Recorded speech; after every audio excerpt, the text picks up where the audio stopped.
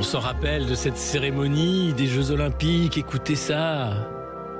Ah, quel bonheur. Le ciel bleu. Céline sur la Tour Eiffel. Hier, le single est sorti. Le single de cette chanson magnifique, reprise d'Edith Piaf par Céline Dion sur le premier étage de la Tour Eiffel. Seulement voilà, scandale.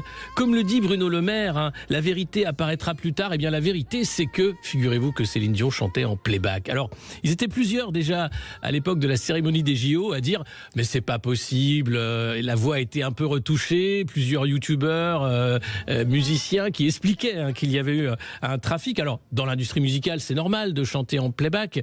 Aya Nakamura avait chanté en playback lors de la cérémonie des JO. Lady Gaga avait enregistré sa prestation pour éviter la pluie. Et donc Céline Dion, premier étage de la Tour Eiffel face à la pluie, évidemment, elle chantait aussi en playback. Mais pourtant, les organisateurs des JO à l'époque soutenaient mordicus que pas du tout, c'était une performance live. On écoute Thomas Joly. C'est mon rêve en fait, depuis très longtemps elle avait ce rêve de chanter sur la Tour Eiffel. Et sans playback surtout. Non, sans playback, et voilà, la voix est là, elle est là et elle est une autre dame de fer, quoi.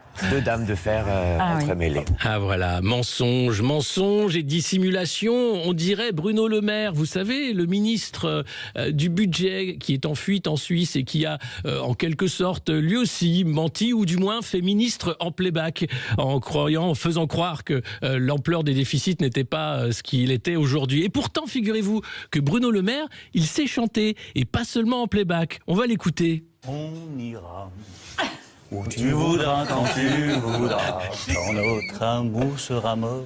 On ira en Suisse, Bruno Le Maire, quel joli brin de voix. On va en parler justement avec notre invité dans un instant de Bruno Le Maire et surtout du nouveau budget. À tout de suite.